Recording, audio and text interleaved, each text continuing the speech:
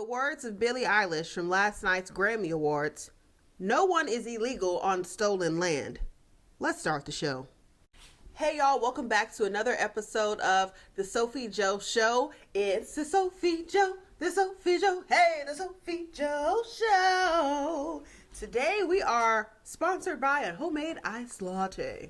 This is a cookie butter iced latte. Anyways, thanks so much for being here this episode. If y'all hear something in the background, it's my dog. He's losing it, okay? But anyways, guys, I'm really excited to film this episode. Not only are we recapping the Grammys, we're talking about Real Housewives of Potomac, Karen HUGER sit down with Andy Cohen. It's also the 100th anniversary of Black History Month. And guess what? It's your girl's birthday. Hey! Yeah, y'all. I was born in Black History Month. I am a true Aquarius. My birthday is today. Yay me. Hey! Really excited to be doing this episode on my birthday. And let's get into the episode. Alrighty, so the Grammys opened up last night with the performance by Bruno Mars and Rose. They performed I hate that song. Anyways, they opened it up. I want to get into Sabrina Carpenter's performance of Man Child. Y'all, I love Sabrina Carpenter. I don't know what happened last night at the Grammys. She, not to my recollection, she didn't win any awards, and to me she's like the latest, hottest pop star. I love her music. I loved her performance. It was so cutesy. She really reminds me of like Dolly Parton. Of course, I wasn't around in Dolly Parton's younger years, but just her like cutesy, girly, like boppity bippity boppity boop like whole vibe. I loved her performance. She actually can sing. She gave us a little choreo. And y'all know America loves a blonde hair, blue eyed white girl child. So, you know, but I'm very shocked that she didn't win, but I really enjoyed her performance. Well done. Well done. Then let's get into the meat and potatoes. The reason why we're really here, for the black people. First off, before I get into the winners, y'all, why I never realized that the R&B section of the Grammy Awards is not televised. I'm sorry, but something that don't sit right with me. That sounds real racist. Why is we are barely getting any awards, and then the one sector that's so important, it's not even televised? That's so weird. And I Googled it. So if what I'm talking about, R&B nominations and awards, they do have it at the Grammys, but it's not televised. So I Googled it. I said, why aren't the R&B portion of the Grammy Awards not televised? And it said something about airtime. Like they have to focus on the most popular and highly anticipated sections of the awards. Something like that. That's a bunch of bullcrap. It's because it's black. And the only reason why I think rap, I won't get into all that. But anyways, I found out that Best R&B Song and Best R&B Performance was Kehlani Folded. I knew it. Because I was like, that song was too big of a hit, especially in the black community, for her not to win. And she won 2 Grammys for that song. Shout out to Kehlani. You know, it's just so amazing watching people's dreams come true. It gives me hope. I remember when Kehlani and like her group was on, I think America's Got Talent or something like that. And look at how far she is now. So, and that's my song too. I'll let your body decide if this is good enough for you. Already folded them for you. Already folded them for you. I don't need no more empty promises. Promise me that you got this. Oh, love that song. Okay, anyways. I wanted to add this in. Addison Rae, which she's now, I guess, a singer, you know, and she's trying to become, you know, this pop star or whatever. But Addison Rae, as you may not know, is really huge on TikTok. She's a big content creator. So her stepping into this music lane is so interesting to me. She did a performance of one of her songs, and it wasn't bad. It was very Britney coded. Like her entire performance, her style of voice, her demeanor was very Britney Spears to me. You know, I'm a slave. It was very like, but she did good. She did okay. You know what I noticed last night? been clocked the T, been clocked this. I knew that there was going to be a resurgence of girl groups. I knew it. I love a good girl group. I love a good boy band. I knew it years ago. And last night we got a taste of that. So girl groups, we saw Flow. I think they're a UK group. They are a UK group. We saw Cat's Eye. They did a performance. It's a lot of people in that group. Cat's Eye reminds me of Pussycat Dolls. Very diverse. A lot of people in the group.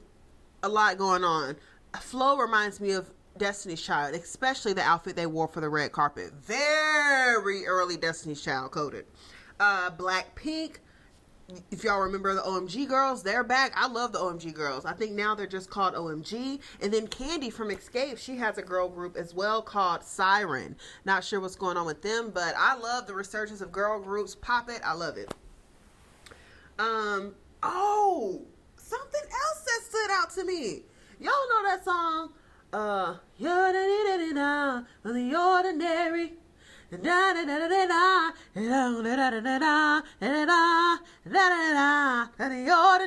The Ordinary by Alex Warren. I've heard the song a million times, but what I realized from his performance last night, he can really sing. He can sing. I said, ooh, I got chill bumps when he was singing that song. It felt just good. I said, okay, Mr. Warren. My girl Lola Young. Last night at the Grammys, there were a lot of newer faces, younger people.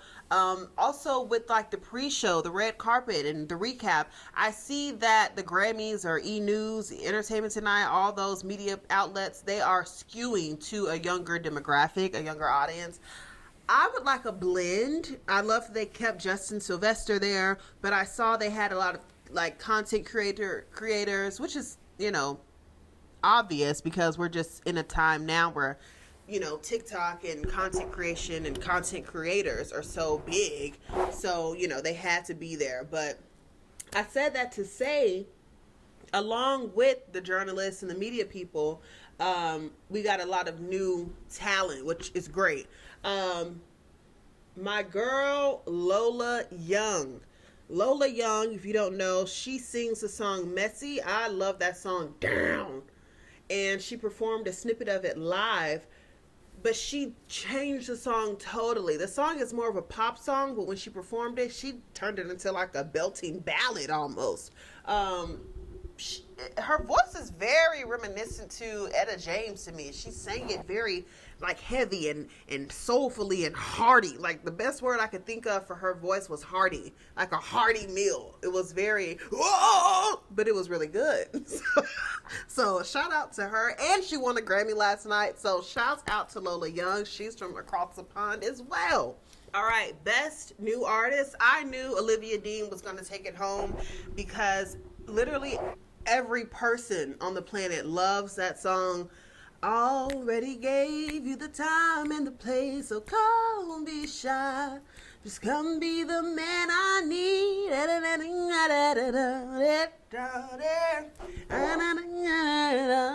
Wonderful. Everyone loves that song. It's just such a big hit. She performed it live. She did a great job. Not too many theatrics. She did a really great job.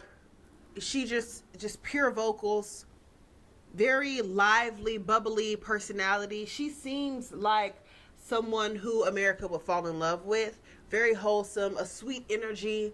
And shout out to her. She won Best New Artist. Hats off, my girl. People saying people can't sing no more. People can sing. Like I said in my last video, now, I'm not saying these people are mega superstars, but they could be in the making. And like I said, I don't think God made Michael Jackson, Beyonce, Chris Brown, James Brown, Prince, and he stopped there. Y'all really think he didn't make any more talented people? Anyways, be sure to check that episode out if you haven't already, okay? Justin Bieber looked like he did not want to be there last night. I watched the red carpet, him and Haley. I don't know what to say. But he looked like he didn't want to be there. Even when the host, Trevor Noah, was trying to like crack a little joke, he just looked like he was not interested. Like they paid him to be there. But I thoroughly enjoyed Justin Bieber's performance of Yukon. Now, the outfit, very interesting. Well, lack thereof, right? It was just boxer shorts. But, you know, if we're talking metaphorically, maybe he was saying like he just enjoy my vocals, take away everything else, strip me down naked and just take my vocals. Maybe that's why he performed in boxers, but I loved that performance. I rewinded it and watched it again because I haven't heard Justin just straight up sing so raw in a long time, especially live. He did really good. He broke that song down. Haley was like, "Clock it, bull, clock it." I feel like she was saying to the world, like, there are so many rumors that Justin Bieber is unhappy in his marriage and that he secretly wants a black woman. Hey, I don't know. But I feel like when she was doing the clock it to the camera, she was saying like, yeah, y'all can say all y'all want to say, but that song is about me. He's talking about me. My man, my man, my man, my man. You guys know a moment that I thoroughly enjoyed. It was not televised. It seemed like anything that's pertaining to black people is not televised. Okay.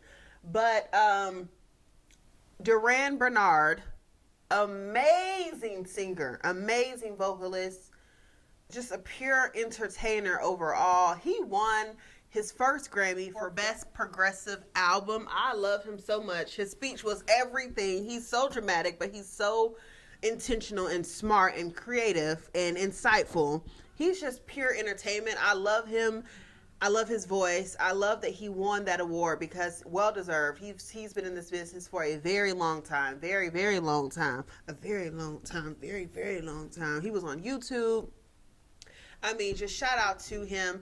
I love his parents came up on stage. Like, he is just so funny and so entertaining to me. And I love that he won that Grammy because it's well deserved for his project. I forgot to say that Kendrick Lamar won Best Rap Album, GNX, his album. I knew it was coming. I mean, squabble up. Hey, squabble up. Squabble up. Squabble up. Speaking of Kendrick Lamar, we saw that Luther won for Best Album of the Year. Him and SZA and, of course, the producers and all that good stuff.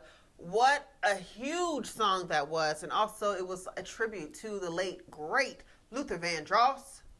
Side note, Luther Vandross is in my top 5 of favorite singers, best singers of all time. I love Luther Vandross's voice. I'm so appreciative to my mom and dad, I guess, but mainly my mom, for exposing me to that genre of music at such an early age. Me and my sister, we have grown up with just such a wide range of music and appreciation of music. You can really understand just talented people. Some things cannot be taught. I've been saying this since the early days, baby. Certain things cannot be taught nor bought. They are God-given talent, and Luther Vandross's voice, definitely one of them, easily. So the fact that they won a Grammy for this song, Kendrick was saying how they had to get it cleared, and they couldn't curse on the song, and it just turned into such a big hit. So shout out to SZA, Kendrick Lamar, and the song Luther. Let's get a little bit into the Lauryn Hill, D'Angelo, Roberta Flack tribute. I think it went well. I think it went great. They had Lucky Day, one of my favorite singers from this time. I would have loved if they could have gotten Luke James. Luke James is another phenomenal male voice of today's time. And the tribute went great. I'm so glad Lauryn Hill was on time. She did great. Wyclef Jean joined her on stage, Killing Me Softly. They did a great job with that. I do not know the man's name who did the D'Angelo song, How Does It Feel? But he did an amazing job as well. And you know what's so interesting to me when I was watching the Grammys is the Grammy Awards nowadays is pretty much diverse. I'm talking about the audience, but it's still majority white people. And I just think it's so interesting to look at and to study when someone is giving a performance like the D'Angelo and Roberta Flack tribute, and it's so powerful and soulful. Black people, we know that connection because it's in our DNA, and a lot of times it's how we were brought up, you know, mainly from a church. You just feel that energy. And I just wonder how that resonates and feels to white people. I saw some white people like bowing down at the stage, like, because I don't think it's something that they ingest, you know, on a regular everyday basis. Versus black people, this is what we used to. So really passionate singers, somebody who in 10 different octave ranges. I mean, you know, so I just think it's so interesting when there is a soulful performance to a very diverse crowd. Oh man, album of the year, Bad Bunny. They had to give it to Bad Bunny. The Super Bowl is next week. I'm not saying it like he didn't deserve it. I'm saying, like, come on, it's evident. Bad Bunny is like the largest Latin pop star right now. Not even Latin, he's just a huge star, period. And shout out to Puerto Rico. Shout out to Bad Bunny. I love that he did his acceptance speech in Spanish, because if you don't know what he's saying, then oh well. They are just as much a part of this country, just as much as anybody else. So Super Bowl is coming up next week. As we know, Bad Bunny is the headline performer. I think that's going to be great. And also, I found out that Bad Bunny has raised over $400 million for his homeland of Puerto Rico. So, you know, it's one thing to be a huge pop star, an icon, an entertainer, a performer, but also on the other side of that, what are you doing for your people? What are you doing to help motivate, inspire, uplift, you know, people who have lifted you up in the time? So shout out to him. Just shout out to him. So the Grammys was not bad in my opinion. I actually enjoyed it. Last year the Grammys was pretty good too. So the last 2 years they've been getting it right, but we just found out the Grammys will no longer be on CBS anymore. Trevor Noah will not be the host of it anymore. Don't know where it's going to be, on what network, or maybe it's going to go completely streamed. I don't know. But yeah, guys, let's move into what do we want to talk about? Karen, or do we want to talk about Black History? Let's talk a little bit about the Karen HUGER, recently released from prison for DUIs and drunk driving and all that. She did a sit down with Andy Cohen, and it came out yesterday. And, you know, I was and still am a big fan of Karen HUGER. I love the grand dame of it all. I love the upper echelon of it all. But I'm not going to lie to you. I thought, you know, her having them DUIs, yes, it's a big deal, but I didn't think it was like that big of a deal. And I know that sounds really crazy to say, but I didn't know it was like that serious. Like Karen might actually have a drinking problem, you know, and her going to prison for it. I hope that she has learned a lesson. If you're going to drink, just call an Uber, you know, or get somebody to pick you up. Don't get behind the wheel, because now you're putting your life and other lives at risk. But I think Karen also needs time to, I don't want to say heal, but just time to process and truly be with herself. When she got out of prison, there was a camera crew already there, Bravo TV, ready to film. Then she went to BravoCon and had all the fans and had to do a lot of press. She is too wrapped up in that celebrity housewife life to really, I think, reflect and, you know, dig deep. Well, I guess she did have time in prison, huh? But like I'm saying, as soon as she got out, you know, to the free world, she was back to work. So I'm wishing Karen HUGER the best. Put that bottle down. And I can't wait for her to rejoin Potomac next season. But I will say, and once again, I'm a huge Karen fan. But this season, I guess because we had new people, I didn't even notice sometimes that Karen wasn't there. But I am very excited to have her come back. I'm anticipating what the heck is going on between her and Dr. Wendy. We cannot end this episode of the SOPHIEJO Show. Make sure you're subscribed and following me on TikTok, the SOPHIEJO, without talking a little bit about why we're here. Y'all see my shirt? Hey! It is the 100th anniversary of Black History Month. It was established in 1926, and where would we be without Black history, right? I want to say that we have so much Black culture and Black history and Black impact on American history. But like I said in my other episode, Black history is American history. Oh my gosh, when it comes to food, fashion, lingo, education, pride, unity, sometimes. Did I say food? Where would we be without Black history in this country? A lot of other cultures like to say that Black Americans have no culture. We absolutely do. Let's talk about HBCUs. Let's talk about food. Let's talk about making something from nothing. Let's talk about being able to uplift one another. Let's talk about the church. Let's talk about fashion. Let's talk about hair. Now, we have white people in 2026 doing baby hairs and edges. Who did that come from? Come on now.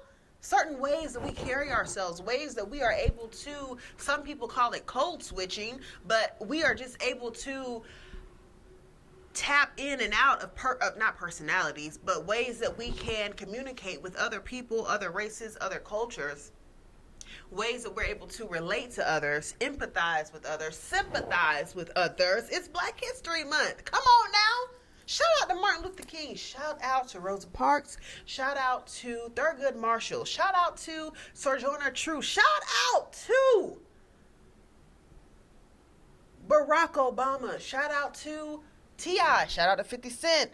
Shout out to Oprah. Shout out to Gayle King.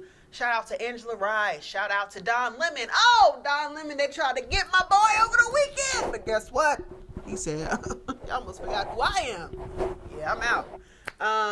Just a major, we have to give thanks to our ancestors. We have to give thanks to the people who came before us, whether they dead or alive, paving the way. Give thanks to your parents for bringing your Black butt into this world. And give thanks to yourself for continuing to be Black, because I know I am. Hello. I'm just very excited that I was born in Black History Month at the top of the month. So not only am I celebrating my birthday throughout the entire month, I'm celebrating Black History Month, but it's always Black History Month with me, right? I'm so glad that you guys tuned in to this episode of the SOPHIEJO Show. Be sure, like I said, to comment, subscribe, follow me on my socials, and I hope y'all enjoyed this episode. Be sure to let me know how happy you are to be Black in the comments if you are Black. And I'll see y'all in my next episode. The SOPHIEJO, the SOPHIEJO, the SOPHIEJO Show.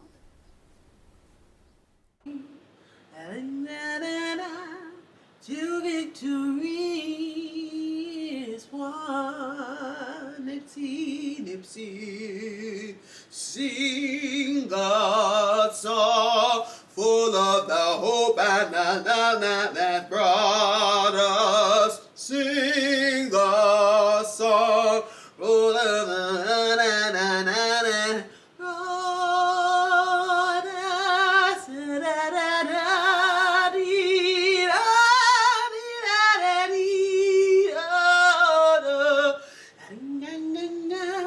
to victory is born. Now that's the Negro National Anthem.